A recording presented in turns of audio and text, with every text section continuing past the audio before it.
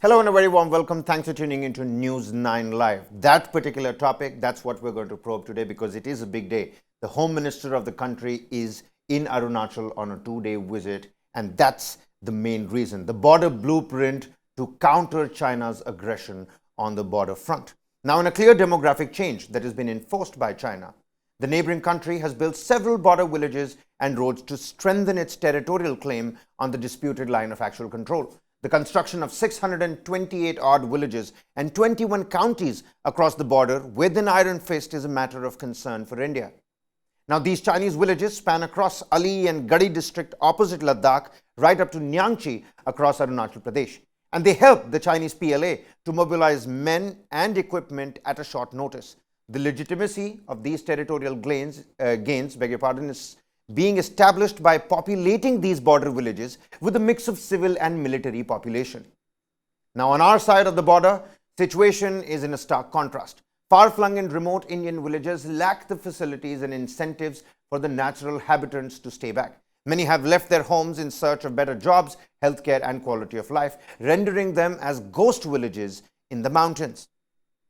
Now, in a bid to counter that territorial aggression, Union Home Minister Amit Shah, he's on a 2-day visit to Arunachal Pradesh, where he is scheduled to launch the Vibrant Villages program in Kibithu, a village along the India-China border. The Vibrant Village program is a 4,800 crore rupees centrally sponsored scheme under which 2,967 villages in 46 blocks of 19 districts abutting the northern border in the states of Arunachal Pradesh, Sikkim, Uttarakhand and Himachal Pradesh and the Union Territory of Ladakh have been identified for comprehensive development. In the first phase, 662 villages, including 445 in Andhra Pradesh, in Arunachal Pradesh, alone have been identified for priority coverage. Now, to empower people living in these areas, the Home Minister will also inaugurate 9 micro-hydel projects constructed under the Golden Jubilee Border Illumination Program and other ITBP projects as well. He is also going to visit the Namti field and pay homage to the Walong War Memorial. All these movements, mind you,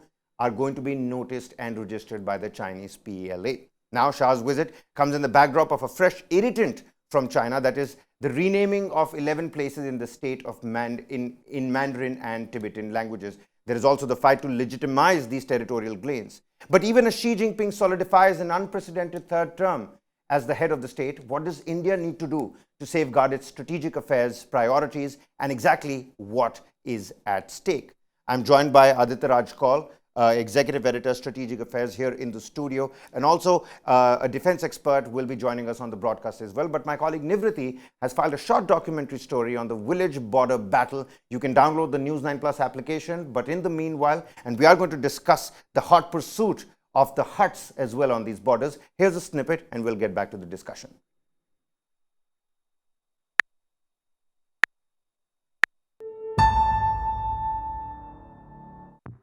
China's malicious activities at the border with India have been uncovered by the Pentagon. In its report to the U.S. Congress, the U.S. Department of Defense has categorically said that China has built a large village in a disputed area. They have a very clear vision about how to go about claiming and legitimizing their territory. On the contrary, in the Indian side, there are lack of facilities, there lack of infrastructure, lack of any kind of incentives to stay on. So the exodus takes place. नौकरी न होने के कारण यहाँ से सब बाहर ही रहते हैं. लास्ट बॉर्डर नीति में तो व्यवस्था नहीं है अभी. If you provide the infrastructure, I think people would love to stay in the habitat where they belong to.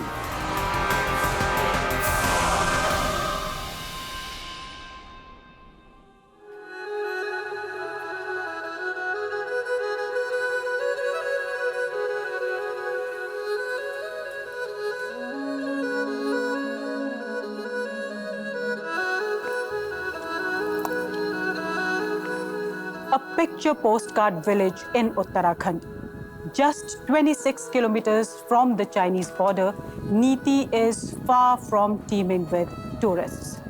It is being deserted even by its original inhabitants. हम तो हो गए बुजुर्ग, वो लोग सब नीचे रहते हैं, ऊपर आते नहीं करने, नल वाले ठीक नहीं करते तो पानी का परेशानी भी है ही। अब हम बुजुर्ग वो दूर जाना पड़ता, इसको भी ठप्पी है। वो हॉस्पिटल में स्टाफ तो है नहीं वहाँ, मतलब कम ही है, 2 ही है वहाँ। तो उसके बाद जैसे कोई बुजुर्ग बीमार हो गया, कुछ हो गया, तो मतलब हम अपने गाड़ी से 2 मिनट ले जाते हैं। एक एम्बुलेंस तो है वहाँ, लेकिन वो वैसे काम करनी है मतलब। These people that we spoke to are from border village of Niti in Uttarakhand. The 2011 census said there were 29 households with 47 residents here. A 2018 study by JNU researchers puts this figure at 11 households with a population of 30. Niti is just one of the border villages along LAC that are facing large-scale exodus. See, I have a first-hand experience about this because I am from Garhwal Rifles. Over a period of time when the whole world is moving very fast towards progress, development, well-being, so their aspirations have also looked at getting their children good education, health, facilities which otherwise are available to people in plains. Over half the migrants moved out in search of jobs. The rest moved out because they wanted to access schools, colleges, and hospitals. Others migrated because their villages had no infrastructure, no roads, no electricity, and water.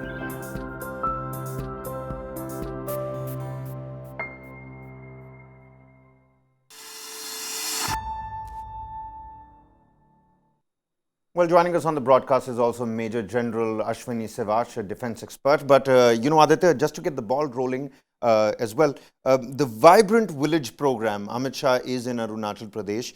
Do you think it's the right step in countering the kind of territorial aggression we've seen from China? And what kind of, territorial dividends can the country expect? Well, first, Kabir, we need to understand there's a background to it. And the background is essential to understand because India has woken up pretty late. India has woken up late because China on the other side has been building infrastructure for years together. The road connectivity, the villages, the kind of infrastructure and modern technology that is being used in the villages there is exceptional. But here on the other side, we see continuously that there were protests happening. People were trying to wake up the government for years together, for decades together. But it's only in the last decade that connectivity has improved at least a little. There's been some realization that much needs to be done. And that's why Home Minister Amit Shah's visit to Arunachal Pradesh is very, very significant because there are two elements at play here. There are two strategic objectives. One is the political objective that the BJP might have in that area and in several of these border villages. And second, and the most important and crucial, is the strategic objective. That is vis-a-vis China. Because China has been building these villages for a very long time. We already have many villages there. But the infrastructure, schools, colleges, better modern technology, the towers for connectivity are still not there. So the Vibrant Village program is close to 4,800 crore that have been sanctioned to villages that are bordering China. We have Himachal Pradesh, we have Arunachal Pradesh, we have Sikkim, and we have most essentially Ladakh as well. And Home Minister Amit Shah is in Kibuthu. He's launching several of these infrastructure projects, and particularly in Kibuthu because there are several people who are migrating out. There are thousands of locals, particularly the youth, who are migrating out from villages in Uttarakhand, in Ladakh, and in, of course, Arunachal Pradesh and Sikkim because they do not find employment opportunities there. They do not find any better infrastructure, schools, colleges, and hospitals.